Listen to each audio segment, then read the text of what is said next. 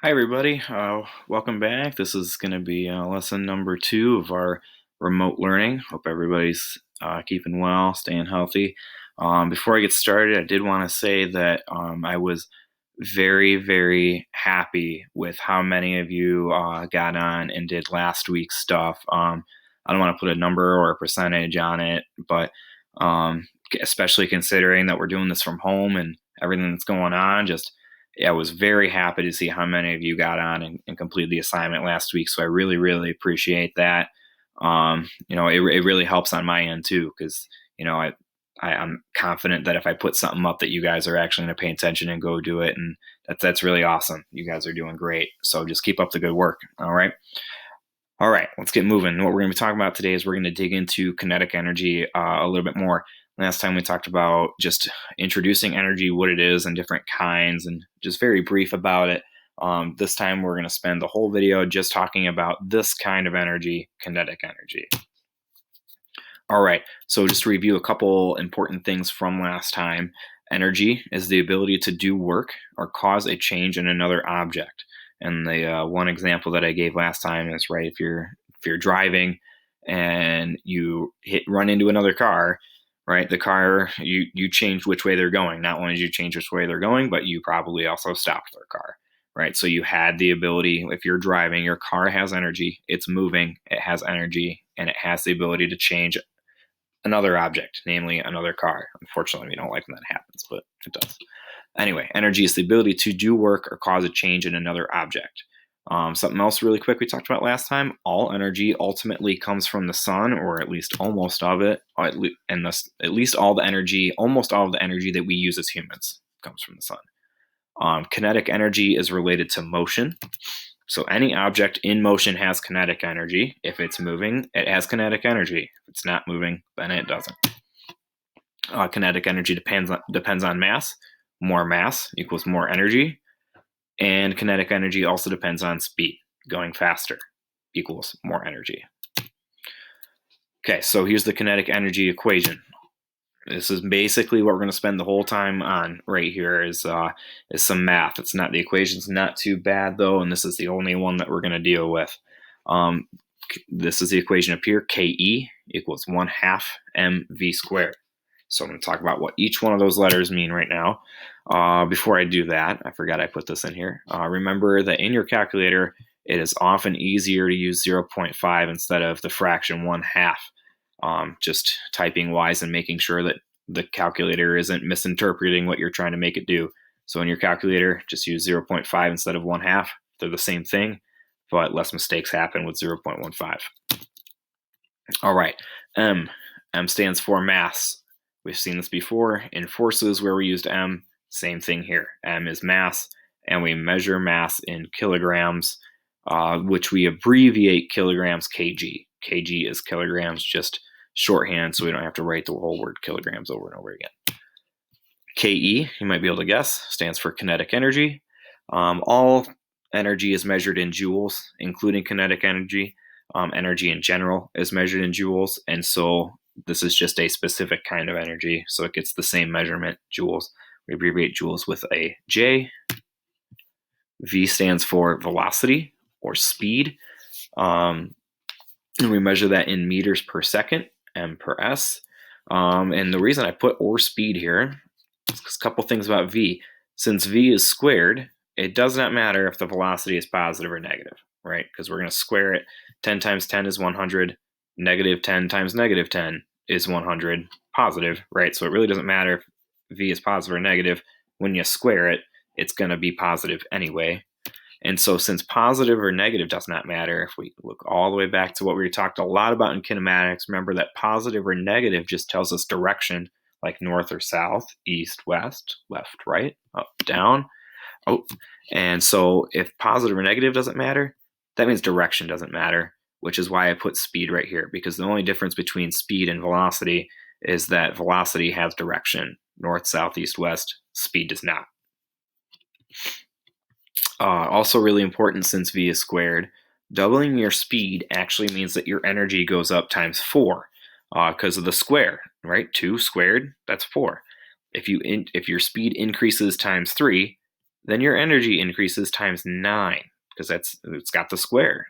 3 squared, that's 9. So really, really important. Increasing or decreasing, the rule is the same. However much your speed changes, your energy is going to do that squared. All right, so let's just do a couple straight math examples here. Finding energy, I'm going to do, if you look back at the equation right here, there's 3 variables. There's Ke, M, or V.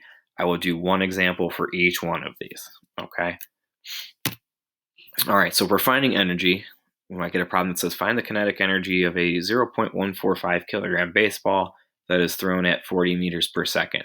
That's about 90 miles an hour, by the way. 40 meters.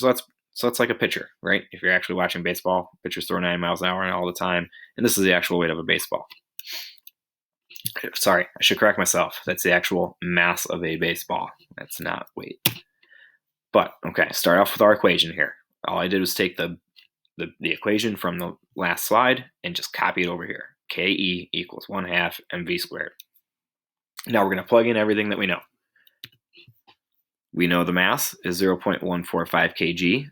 Kg is mass, so that goes in the m spot right there.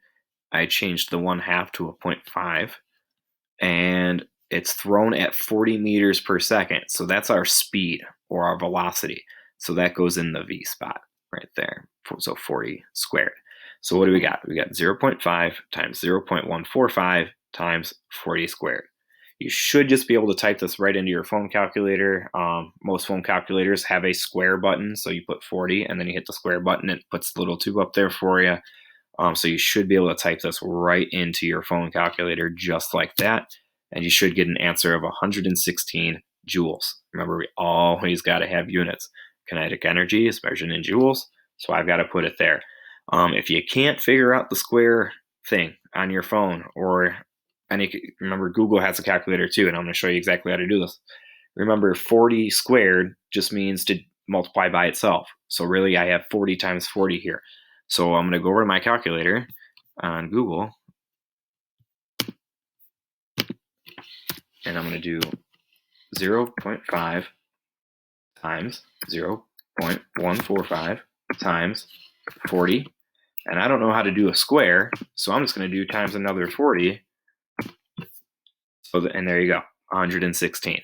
So this calculator right here should be plenty to get the job done for these problems.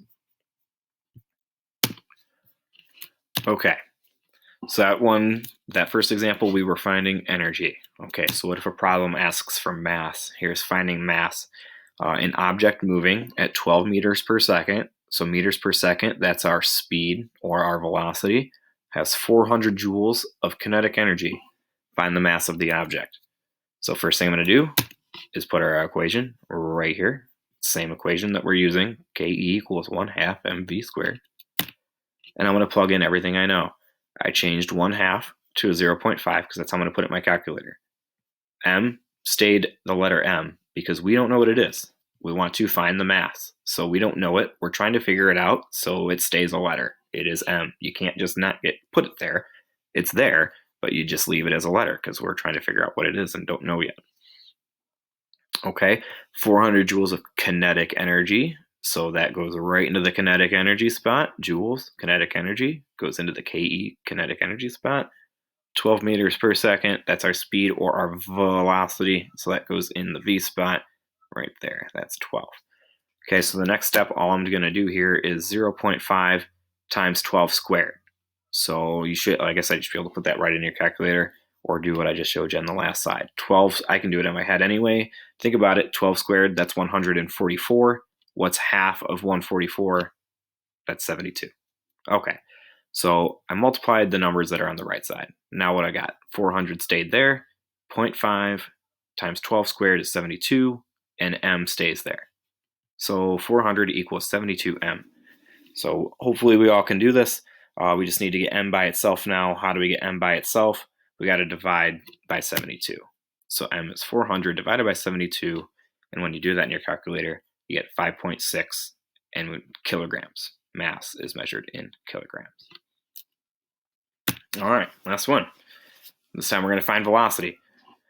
So a 1,500 kilogram car, so 1,500 kilograms, that's our mass. That car has 75,000 joules of kinetic energy. How fast is it going? So here's our kinetic energy equation, just the same one as we've been doing this whole time. And let's plug in what we know. KE, kinetic energy, we have 75,000 of that, joules of that, so there it is. Change the 1/2 to a 0.5.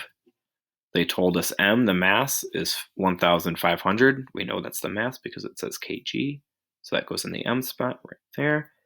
And how fast is it going? Well, that's velocity, so we don't know what that is yet, so it stays V. Can't get rid of it. It's still there, but it's a V because we don't know what it is yet, and it is squared. Okay, now the next step here I'm going to do is 0.5 times 1,500. That's the only thing that changed. 75,000 over here stayed the same. I just multiplied the numbers on the right side. 0.5 times 1,500 is 750. And then we still have our V squared. It's still there. So we're trying to get V by itself. Before we can get V by itself, we got to get V squared by itself. So just like we did in the last problem, what's the next step? Well, we got to divide. V squared is 75,000 divided by 750. Just divide by 750 so we can get rid of it and get V by itself. 75,000 divided by 750, that's 100. Okay, but that's not V. That's V squared. So we got to take the square root of that 100. So that's the last step. That's all you got to do. V equals the square root of 100. Just take that 100, take the square root. The square root of 100 is 10. And it's meters per second. The units of velocity is meters per second. So 10 meters per second. Okay, and so that's it. That's all I've got. You guys get your next assignment done up there. Again, really appreciate how many of you went on and got that done for me. That was great. Really awesome. Keep up the good work. Again, hope everybody's keeping well, staying healthy, stay positive. It's not going to last forever. And we'll talk to you next time. All right.